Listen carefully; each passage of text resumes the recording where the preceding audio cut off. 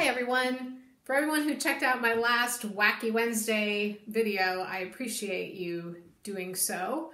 If you haven't checked that out, please look at the Wacky warm-up number 1 from last week. But today I'm going to do another warm-up in the wacky category, and this one has to do with finger breath.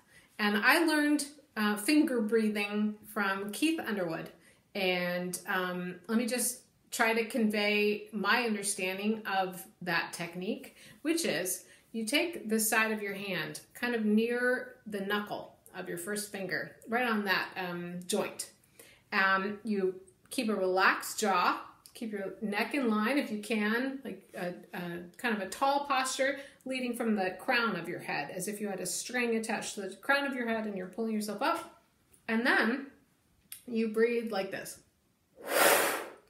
And the noise that you want to make should be the sound of ripping a piece of paper. So it has kind of a ripping quality to it. Sort of a low noise. You want to keep your rib cage kind of relaxed, and you can experiment with doing a slow motion version of this. So it's almost like you're crescendoing to get louder as you're breathing. So starting a little slowly and crescendoing into it. You can experiment as you get better with it. You can also try, if you're having a hard time on the knuckle of your index finger, you can try on the knuckle of your thumb. That one, some people have an easier time getting a nice ripping paper noise there. You could try your other hand if you'd like. I would advocate the right hand just because it's easier to hold the flute with the left hand and remove your right hand, which is what we're going to do today, to try applying the finger breath in context. So as you first do this, please take breaks. You might get dizzy. And you can experiment with just observing what is happening in your jaw. Can you make any kind of space in your jaw? What's happening with your posture? Are you jerking your head back in any way as you're breathing? Are you able to be relaxed? Where can you feel the breath? Can you feel the breath at the bottom of your rib cage? If you really did a slow motion and kind of stayed really relaxed, could you feel it in your back? Could you feel the ribs across your back kind of expanding out as you breathe? So then, applying that into a context, you could do a really kind of a warm Zen type warm-up where you start with a finger breath.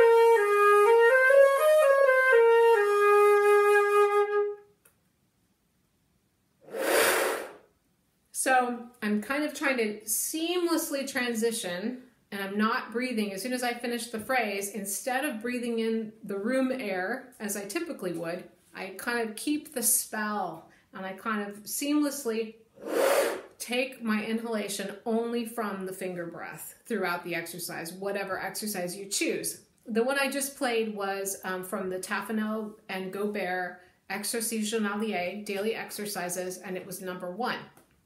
But anything that you have memorized would work great on using a finger breath, and giving yourself plenty of time to pause at the end, because you're going to have an immediate knee-jerk reaction to just breathe.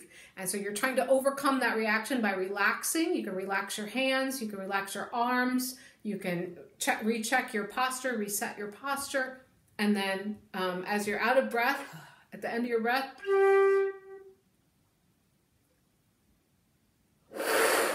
expanding that moment between breaths so that we're having a little more mindfulness before we go on to the next phrase. So please let me know in the comments as you apply this through your week, through your passage that you're working on, through your warm-up, and let me know your experiences in the comments. Thanks again for watching.